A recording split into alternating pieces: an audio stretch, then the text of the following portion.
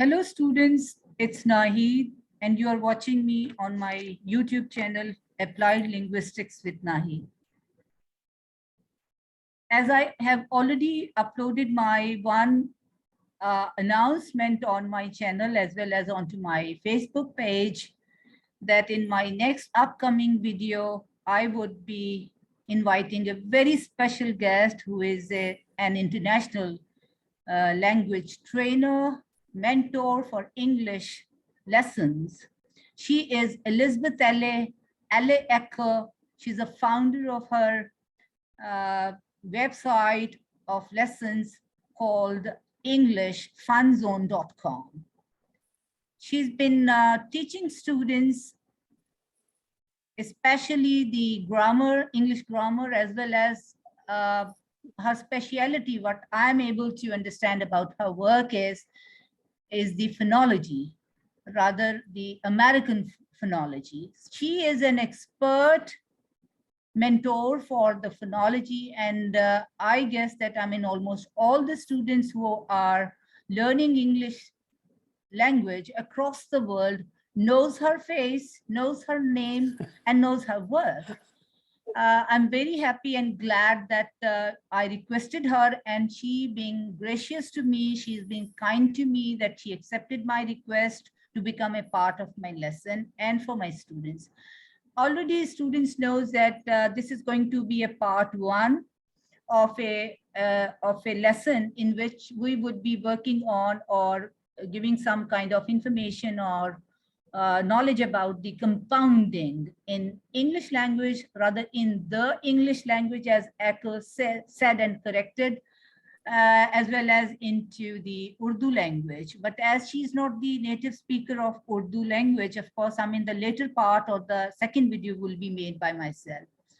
As she is the main mentor for the lesson, of course, she's going to do almost all work of the lesson herself. Only would be explaining just 3 points in the last 2 slides. So hello, and we welcome you, Ely Acker. Thank you very much for giving your precious time, because we know that every day is loaded with a lot of work for your students, whether it is English grammar, rules, principles, or phonology, and lots more. Whatever you are doing, we appreciate your work, and we enlighten ourselves. That was a privilege for me, thinking of you, contacting you a week ago, and I'm happy that you accepted my request. Well, thank you for your most gracious introduction. I don't know if I'm all that, but thank you so much. That's my pleasure. That was wonderful. And thank you for inviting me to participate in this. You are so, as you said, we're going to be talking about compound words today. So let's get started. Yes, let me share the slides and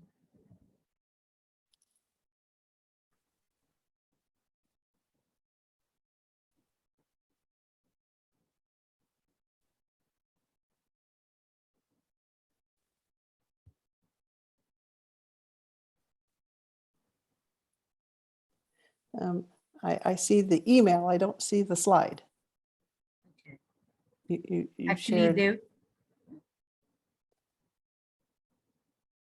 See, I gave you the control of the remote control. Okay. Just see that if you can accept that. Okay. Is it visible? Yes. There we go. Can you control the screen? Can you control Yes, I can. I think I can. Fine. This is your part now. I'm just relaxing because I will just go at the end, the last 2 slides. Right. Okay, sounds good. So kindly, explain the format, and then. Okay, so is it needed? I'm going to do what compound words are and the different varieties and types of them. And I'm going to give you examples. And then Naheed will do the last 2 slides explaining how derivation and inflection interact with compounding, what are large compound words in English, and what decides compound category and how the heads are identified. Okay? All right. So the first thing we're going to look at is compound words and what they are. Open compound words, we have three, I should say we have three types. There we go. We have three types. Compound words are formed when two or more words are combined to produce one new one. This newly constructed word has its own meaning, and that can either be related to the base word or not. I will explain the three types of compound words. We have open compound words, we have closed compound words, and then those hyphenated compound words. Let's look at the first form, which is open compound words. Open compound words remain separate when written, but when used together, they create a new idea. And by looking at these pictures, what are the words? And what is the compound word? When they're separate, they have two different meanings. But when you combine them and use them as one word, you have ice cream. So we have ice and cream, we have ice cream. And that's a compound word. That is an open compound word.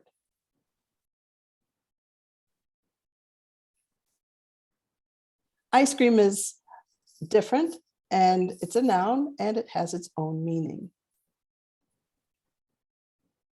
Here's some other, oops, I'm having a little delay here. Here are some examples of these open compound words.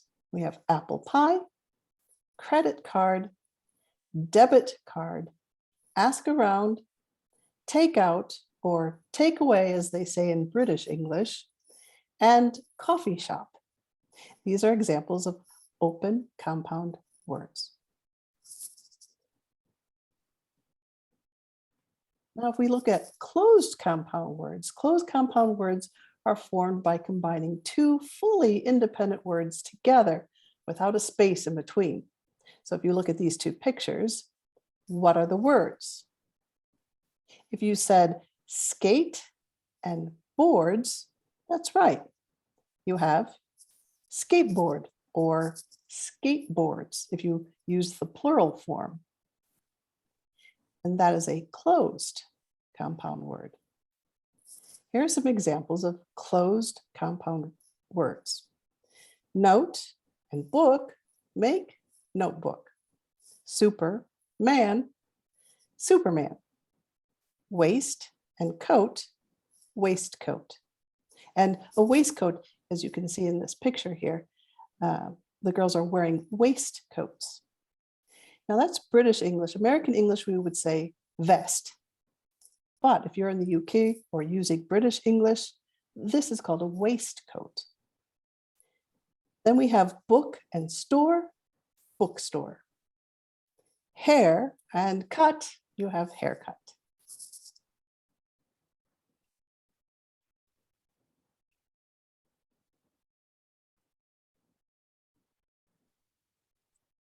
Okay, now we've come to the fun part. Hyphenated compound words. This is another form of word that's hyphenated. This form is a word itself. The independent terms are separated by a hyphen, or you might call them a dash. A common example is mother-in-law. Now, other examples are mother-in-law, father-in-law, sister-in-law, brother-in-law. And in-laws means the family that you're married into. Now, you see here there are two hyphens. There's one after mother and one after in. I'm not exactly sure why they put a hyphen there between in and laws, because in-laws mean the parents of your spouse. So be careful. This one has two instead of one hyphen, or these words have two instead of one. As well as happy-go-lucky. Now, if you look at this good-looking man here in the middle, he's happy-go-lucky. He's very happy and he's easygoing and he's like, no care in the world. We will call him happy-go-lucky. And that also has two hyphens. We have over the counter. Now, Over the counter is also 2 hyphens, and it means medication that you can buy without a prescription. So if you don't need a prescription from your doctor, it's over the counter. Up to date also has 2. State of the art, that has 3. Long term, short term, high speed, left-handed, right-handed, and in depth. Those have 1. So you're probably asking about the rules. Well, unfortunately, there aren't any rules. That's right.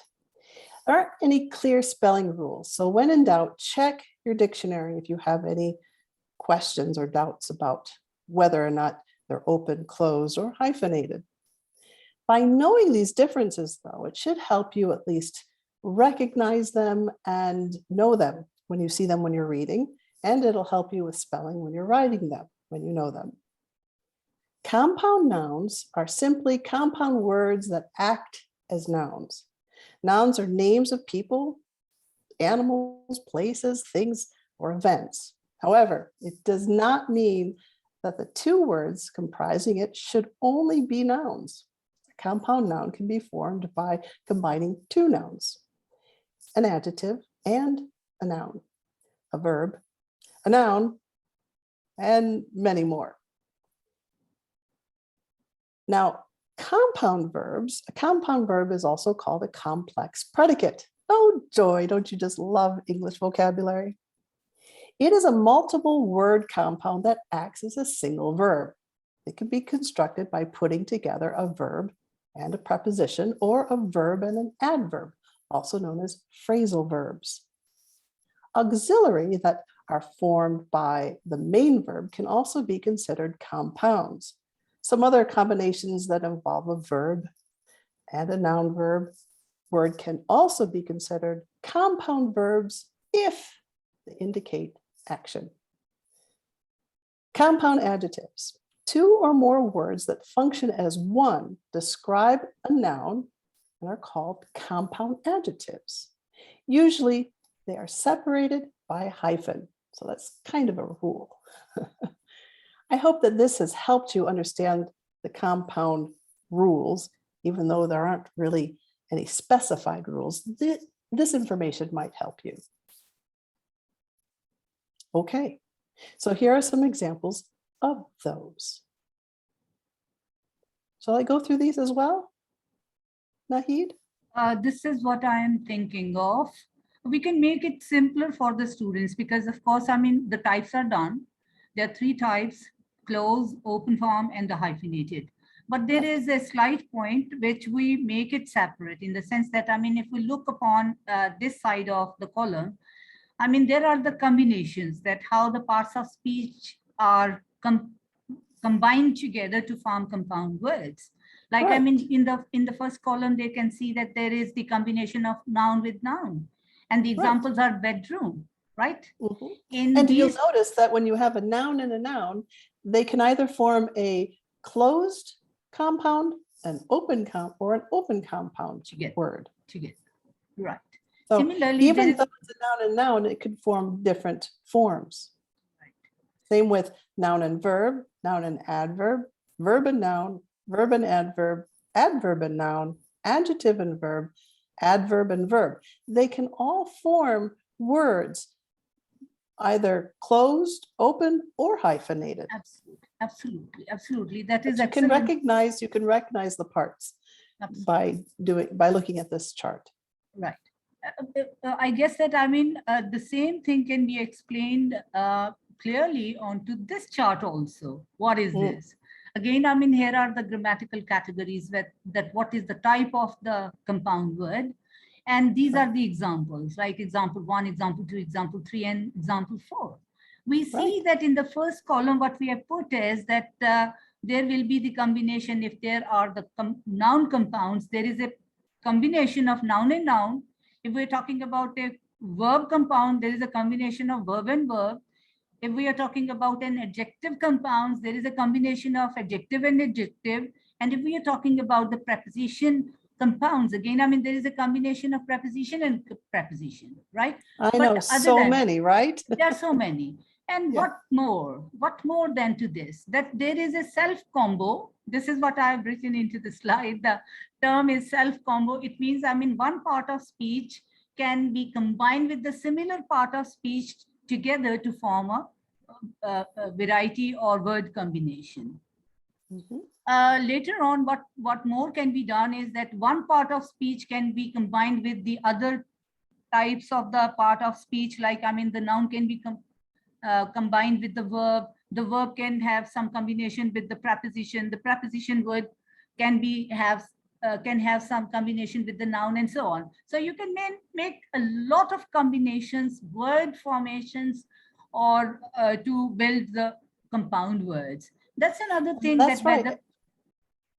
You're right. And the tricky part, or the difficult part, is knowing that it forms a new meaning. So you cannot translate. If you're trying to learn English and translating two words and then combining it, you're not going to get the same meaning. So be careful when you're translating. Yeah. Okay, fine. One more point, Ely, and that is, of course, you have explained so well, and I'm sure that, I mean, the students are going to get much out of it, because it's so simple. It's explained in so simple way that, and there are loaded examples. They can really find out examples after examples, and there are lists and the columns in which they are put. There is one thing which is coming into my mind, and that is that there is one more thing, that what will be the category of a compound when two words will be combined together, especially when they are the dissimilar or different parts of speech, right? I mean, if noun is combined with the noun, of course, I mean, there is no problem for the students or for anybody to see that what is the category. Of course, I mean, it will be the noun compound. But what if a noun is combined with the verb, or it is combined with the preposition? What particular rule or principle is there which will help us to look into the category or the type of the compound? There is one point in my mind, and that is yes. And as I've said before, there aren't any rules with compounds, unfortunately. I've tried, because I wanted to explain this point as well. Right. The best way to learn compounds is through reading, and I highly recommend that your students read something in English every day. Absolutely. There is and a simple read way. something in proper English, not something that's been translated, because again, when you try to translate compound words, it might be a little difficult. It's best to read something written by a native speaker. Right. And even sometimes native speakers get them wrong. They can be wrong, of course.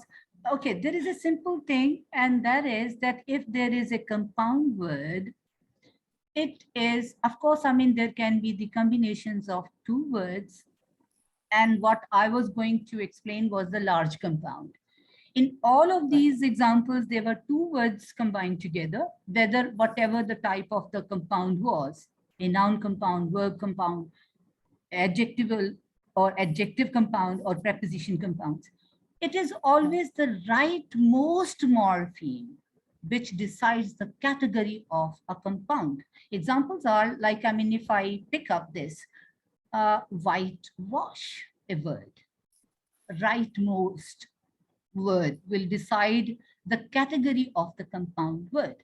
Here you can see that the word whitewash, here the first word is the white, which is the adjective, right?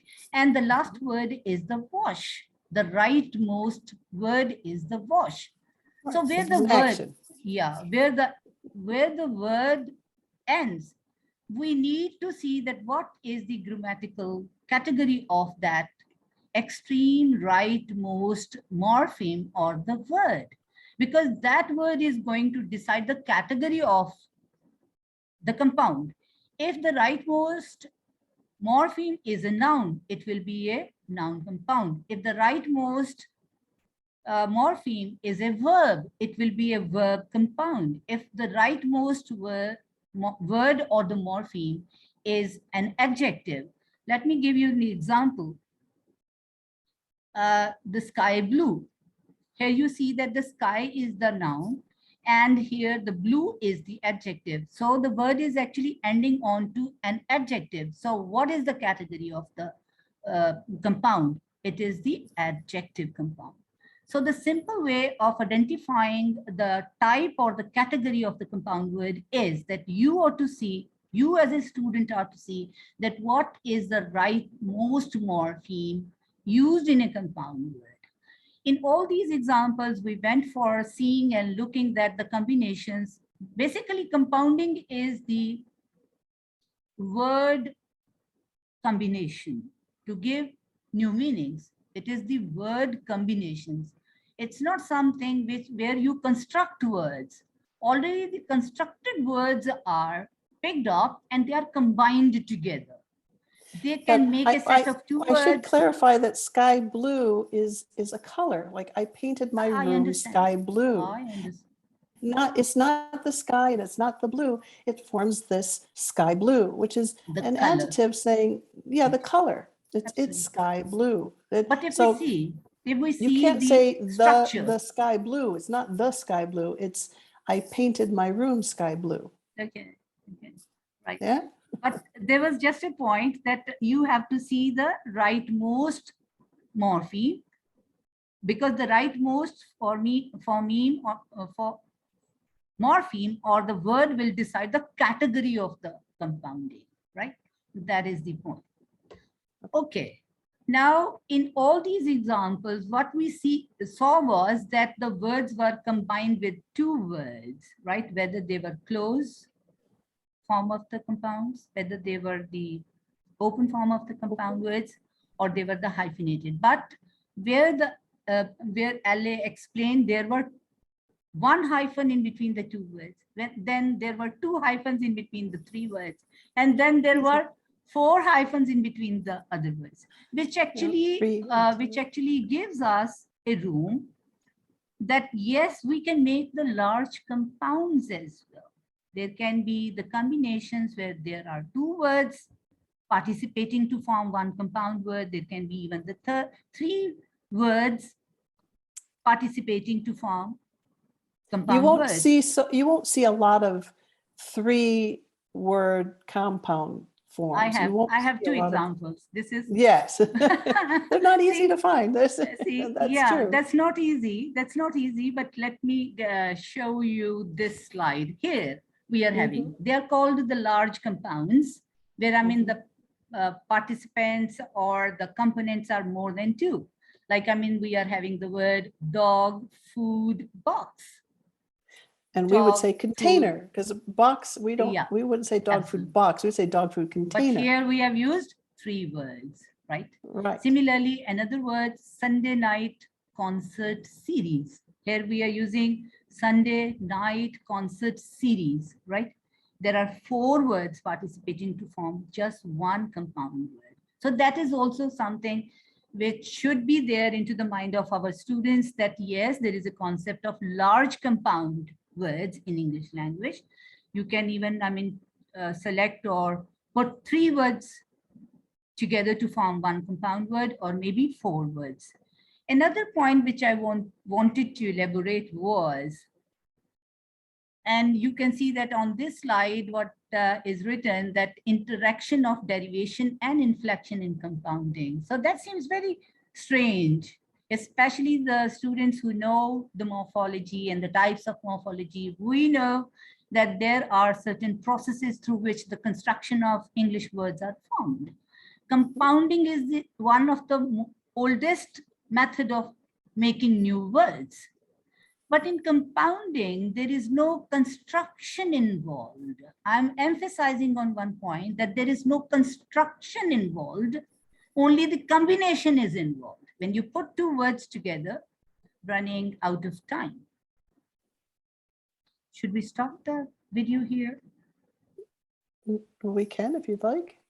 Actually, 40 minutes is the time. Okay. Stop. We should stop it. So thank you for. Thank you very much for this. I will actually cover this later part into my next video. What do you say? Thank you very much for your time. Thank you, Naheed. It was an excellent experience talking to you. was I'm going wonderful to working stop with it you as because the well. 40 minutes are done. Okay. And whatever is left, I will be covering it into the other video. Sounds One good. more I'm sure time. your students will love it. Thank you very much. It was an So, excellent goodbye, experience. goodbye, students. And thank you, Naheed. And until That next was my time, pleasure. Thank you very bye. much. It was my pleasure. Bye-bye. Sharing. Oh, great. We are still being recorded. Right. The time was up. Why not if we talk like this? As long as it goes. Well, Okay, you only can- there you is can just turn off the one. recording. Darling, You can- there was just, 2 points left, and I would cover it in the next video. And it's Right. very much related that, yes, there is a concept of large compounds, one thing. Sure, sure. There are 8 minutes and 31 minutes left. We can use this time for our own self without the two You large can stop the slides. recording too if you'd like. All right. So that was a wonderful experience talking to you and having ourselves enlightened with your knowledge. It was a great, great pleasure and an honor. Thank you very much. Well, it was an Hope to honor for see me you as for well. some. And Hope to thank you for see you being for so- some more collaborations for my own knowledge. Well, Thank thank you you. so much for inviting me, and I wish you all the best to you and your students. Thank you very much. God bless you. Okay. Thank you. Thank you.